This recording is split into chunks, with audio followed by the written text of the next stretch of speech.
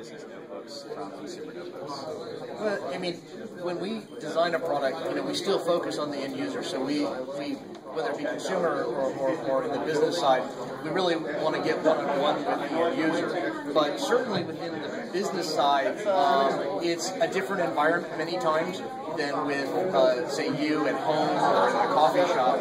So when we approach a business design, it has to be much more durable. And what I mean by that is that it goes into adverse climates, it goes into adverse settings, it goes into environments that are not always consistent, in the sense that you might have customers in the healthcare field and it requires a certain solution.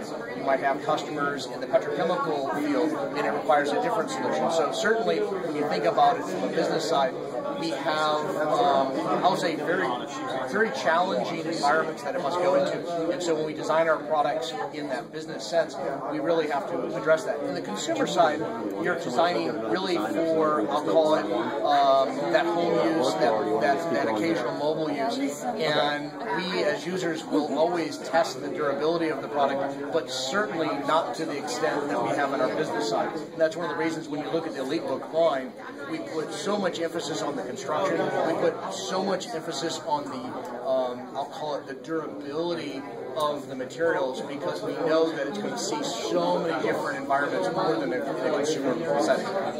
Have there been features that have sort of trickled down from the business side into the consumer notebooks? And could you give us some examples? Sure. So in the business side, we developed kind of the aircraft-inspired construction. We have aluminum and magnesium.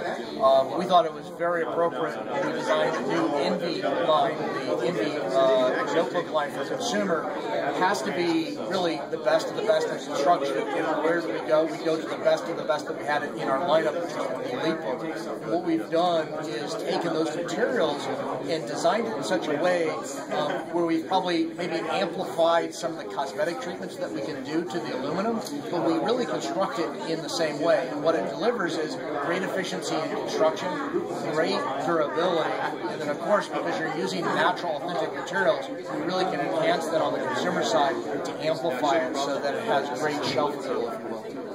I noticed that materials were definitely one of the functions, or one of the key features in your presentation. Could you kind of run down some of the features, or some of the materials that are going to be future EliteBooks, or that you're sort of looking at them? Well, we're looking at a variety of different things. I can say this is that certainly we've gone from plastic to painted plastic to emerald decoration over the years, and HP's been a leader.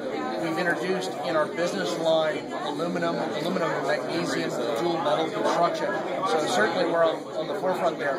As we look to the future, we have to look at different materials. Some of the things that challenge us, of course, are how can we get thinner? How can we get lighter? How can we maybe dissipate heat in a different way? So materials like ceramic, things like glass, things like carbon fiber, these are materials that have to be in our mindset for the future. Now, will we use any and all of them? Maybe not all of them, but certainly we will pick from the best as we look at different form factors for different customers. Perfect.